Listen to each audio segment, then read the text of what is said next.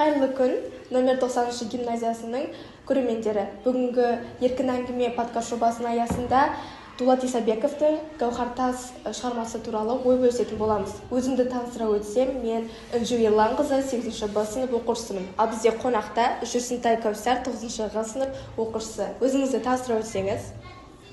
Өзім жайлы айтатын болсам, әдеби шығармаларды оқығанды қатты жақсы көремін. Осы шығармалардың ең сүйіктісі Дулат Исабековтың Гауһартас шығармасы. Менің Кәусар ханымға арналған бірнеше сұрақтарым бар.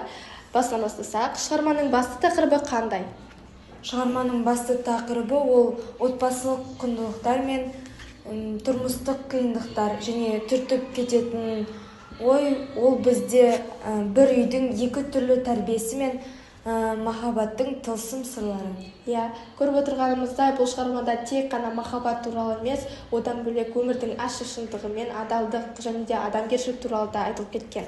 Басты кейіпкерлер кімдер және олардың арасындағы қарым-қатынас қандай?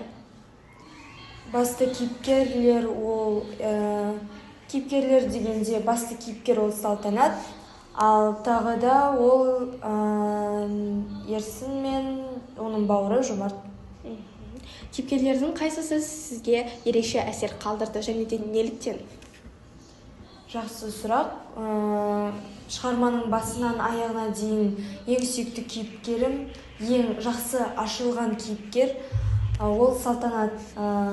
Салтанат неліктен? Себебі ол жәнегі отбасыдағы болып жатқан бір мейірімсіз, қатал тәрбиеде өскен отбасы және де түнекте болған отбасыда бір жарып шыққан сәуле болды.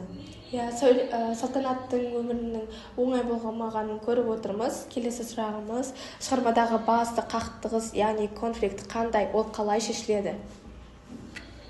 Басты конфликт мен үшін ол шығарманың ең соңында болады, аяқ жағында.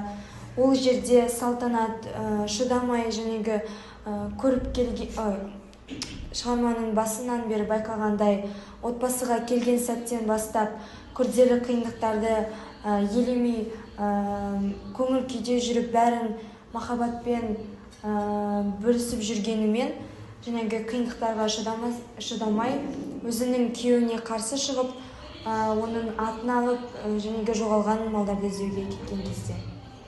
Шығармада қандай өмірлік сабақтар айтылады?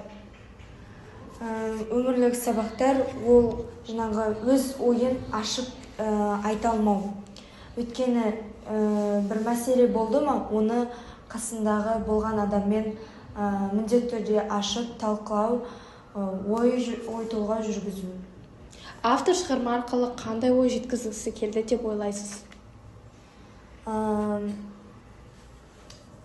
Ұядан не көрсең ұшқанда сол.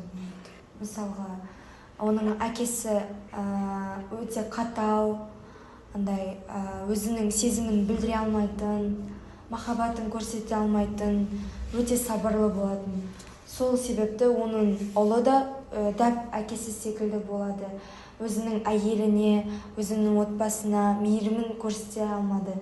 Соны өзі де соңында әкесін кінәлай отыра бейнеленген. Өте өкінішті. Келесі сұрақ. Бұл шығарманы оқуға кеңес берер ме едіңіз және де неліктен? Мен бұл шығарманы әлбетте кеңес беремін. Себебі бұл жерде нағыз әдеби шығарма болып табылады. Бұл жерде көптеген эпитеттер қолданады. Әр оқиғаның, әр болған іс-әрекетті ашық және толықтай түбегейлі көрсетеді. Кітаптағы оқиғалар қазіргі заманмен қалай байланысады? Қазіргі